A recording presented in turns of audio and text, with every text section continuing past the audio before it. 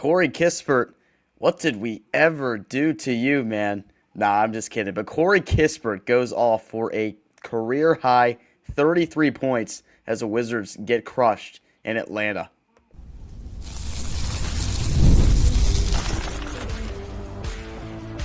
You are Locked On Wizards, your daily Washington Wizards podcast, part of the Locked On Podcast Network. Your team every day. DC family, you are locked on to the Washington Wizards, where you're part of our family. We thank you for making Locked On Wizards your first listen every single day. Part of the Locked On Podcast Network, where it's your team, free and available every single day. Ben Strober riding solo with you today. AB will be back with me tomorrow. We're brought to you by 5 Hour Energy today. Have your cake and drink it too. Birthday cake flavor is back, no fork needed. Vanilla-y cakey flavor, caffeinated kick. No sugar. It's party time. Order now at 5hourenergy.com or on Amazon. 126-96. Atlanta wins this over Washington. It takes 3 of 4 in the season series. So we got bonus content for you today because I feel like it is of note that you have the former Washington Wizards that absolutely cook today. So on today's show, we talk about a career performance from Corey Kispert, a big night from CJ McCollum. But we also talk about Tre Johnson getting his confidence back offensively. Also, notice the Wizards starting to experiment with some different things tonight. So I want to break that down a little bit while we have some time to do so.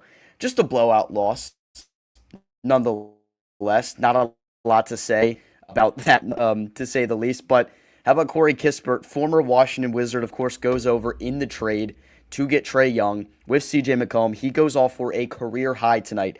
33 points, 11 of 19 from the field, 6 of 11 from downtown. He made his first, I believe, 8 shots of this game. So he cooled off a little bit after a scorching hot start in the first half. But it's almost hilarious to me that it kind of worked out like that. Because, like, look, at the end of the day, if you're a Washington Wizards fan right now, you are looking at simming to the end of the season, sim to May 10th, the draft lottery. Like, we know where this organization has its eyes right now. But at the same time, you are trying to develop your players, give them some opportunities to try some new things, which they did tonight.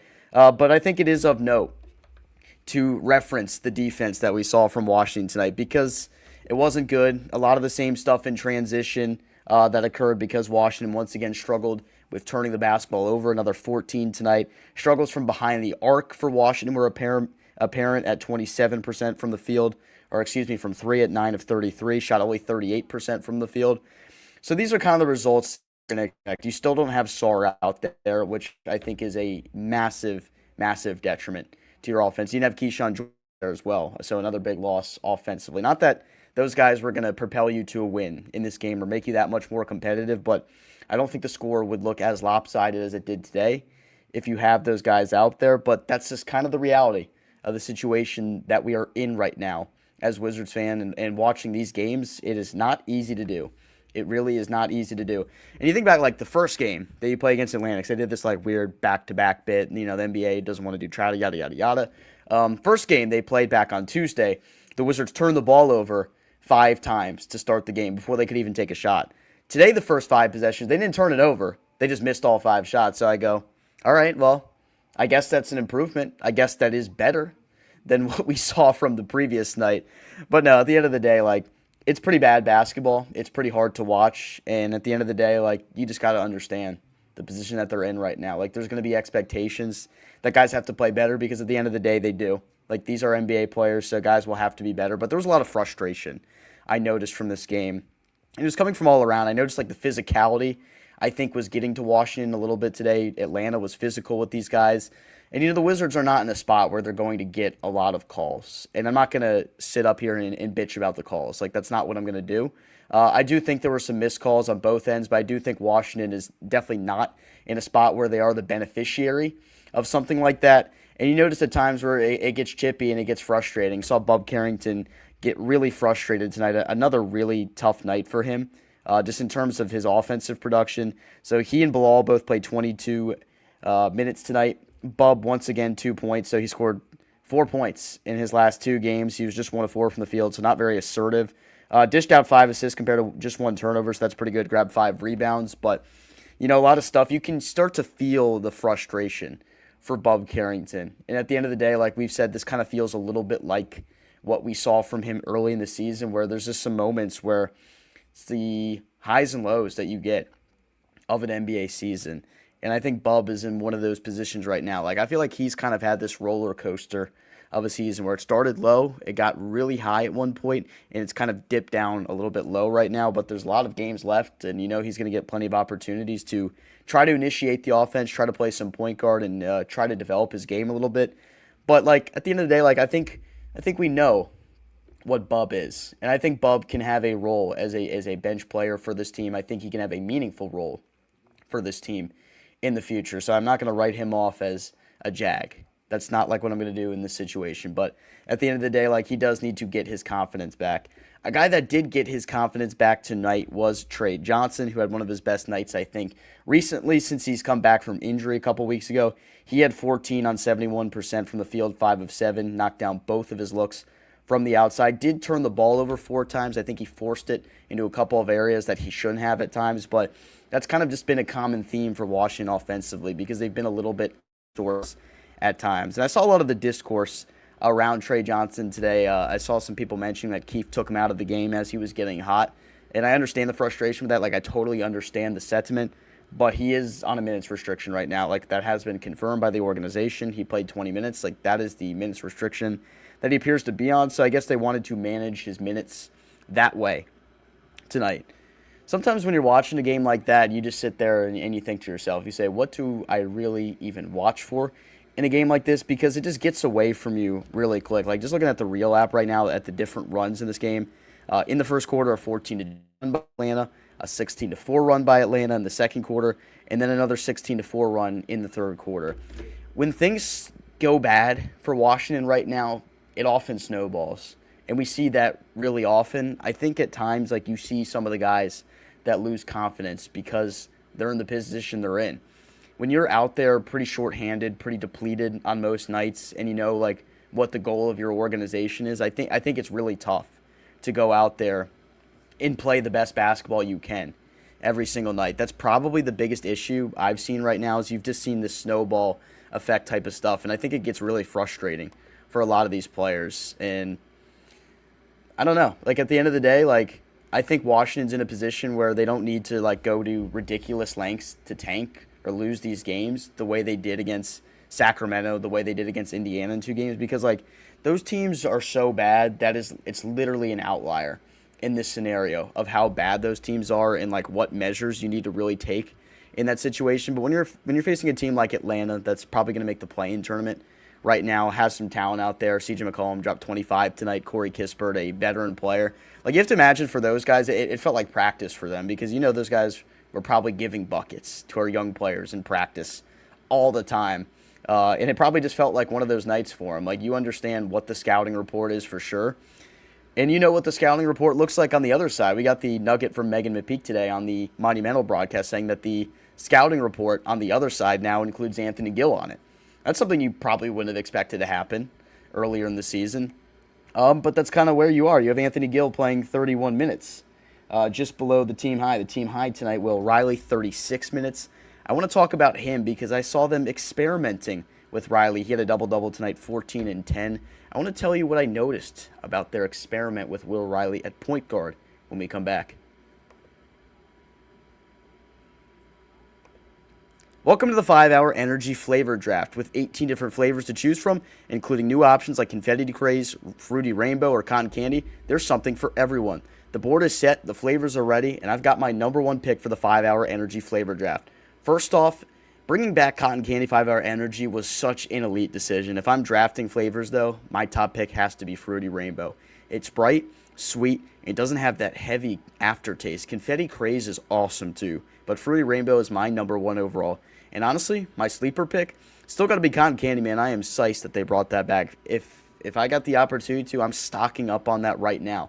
It's a top contender for me. 5-Hour Energy shots give you a boost with 0 sugar. 5-Hour Energy has a lot of upcoming flavor innovations planned. I would love to see Blue Raspberry get added to the mix. Find your new favorite flavor of 5-Hour Energy shots available online at 5hourenergy.com or on Amazon. There's nothing like being in an NBA arena. The crowd, the energy, the All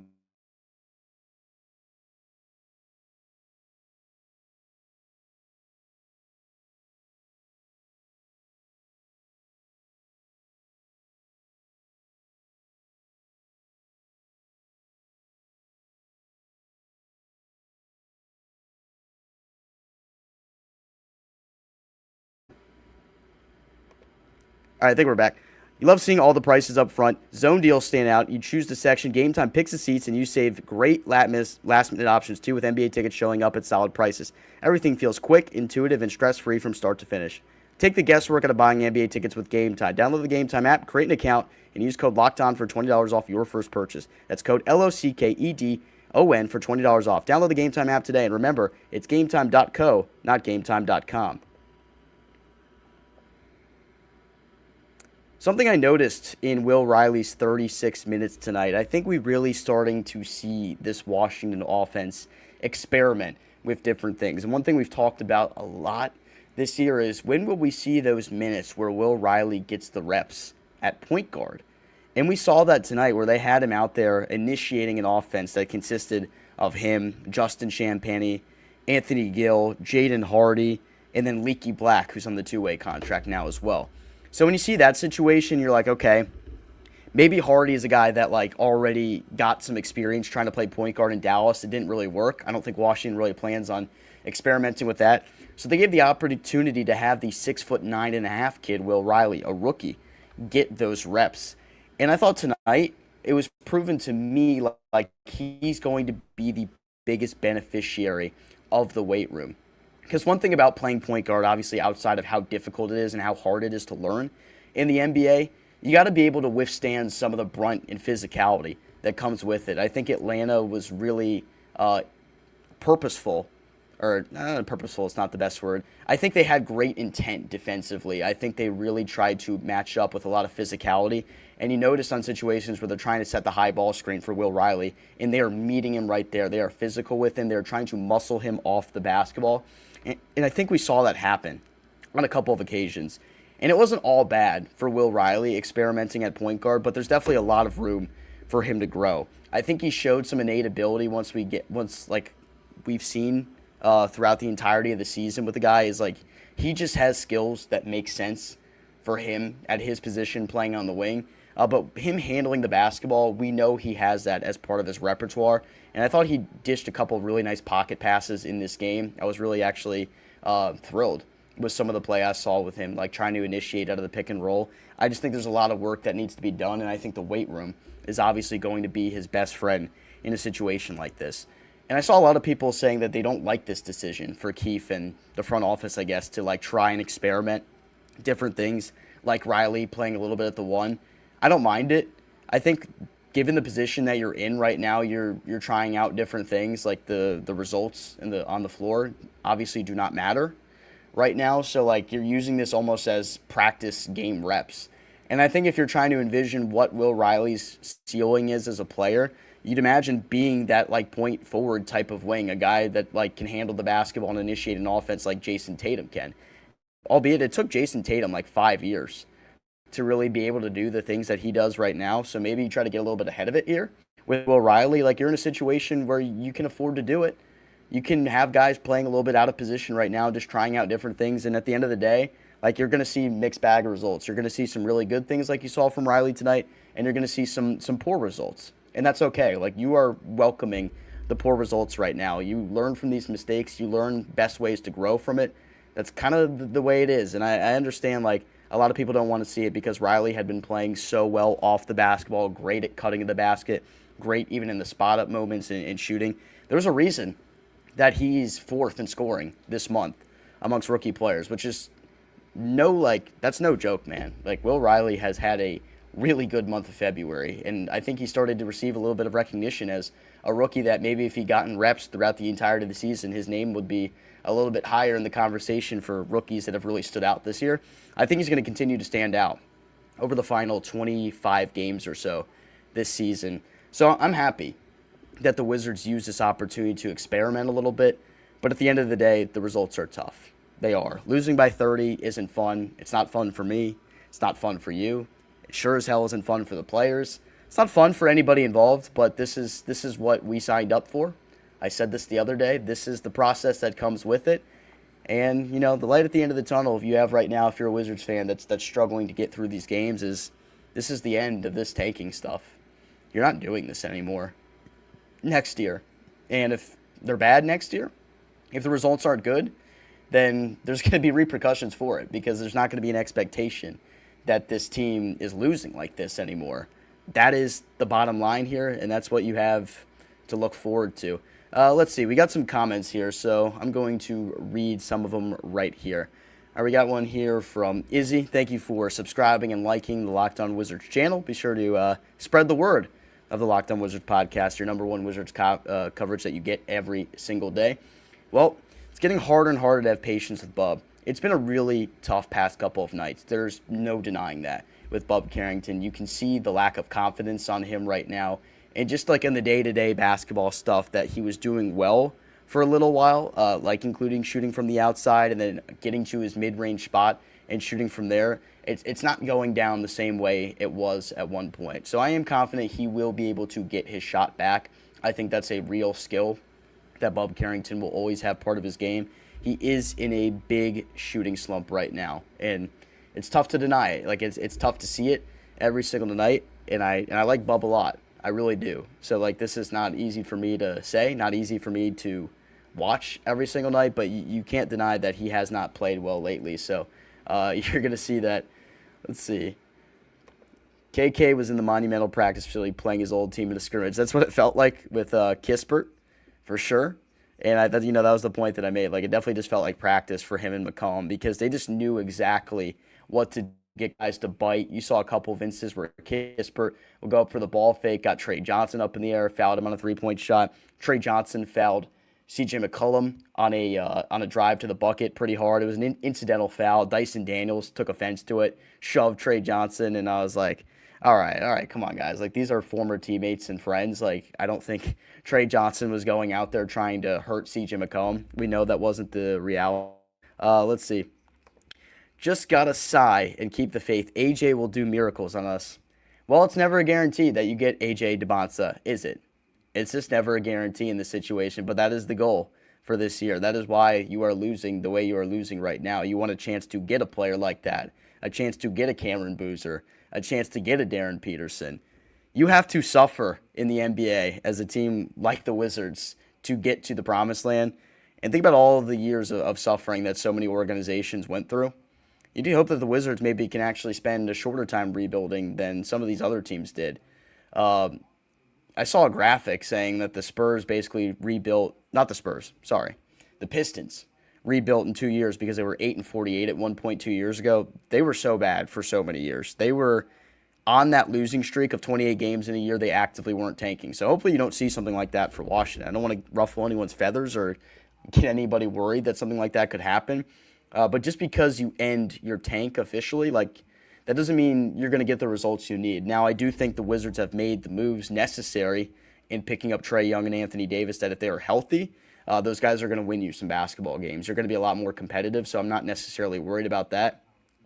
But you can't you can't go out there expecting the team to win 50 games. It's tough to go from a team winning 18 or 19 games in a season and then asking them to win 25 more games in a year. And I guess two players with that type of caliber can maybe help you do something like that, but that's not going to be an easy thing to do. They're going to have to make significant growth on the defensive end. They're going to have to make significant growth turning the basketball over. There's a lot of ways that this team could get better, but tonight obviously is not a night where you see a lot and take away something positive, but I do think Tre Johnson got some of his confidence back tonight. Hope to see a couple of continued good performances for him. And then hopefully this Will Riley point guard experiment stuff, like, I want to see a little bit more of it. Let's see if we can continue to, ride that wave, see if we can get him in his playmaking stuff up to where we think it can be here by the end of his rookie season. We'll just have to see how it goes. All right, everybody, that'll do it for tonight's episode of the Locked On Wizards postgame show. AB will be back with me tomorrow. We'll have a full episode for you. Wizards dropped this one 126-96. Be sure to check us out on our socials at Locked On Wizards. Check me out on my socials at Strover Sports. I also cover the Wizards for Roundtable IO, so be sure to check out all my coverage there. DC family, have a good night.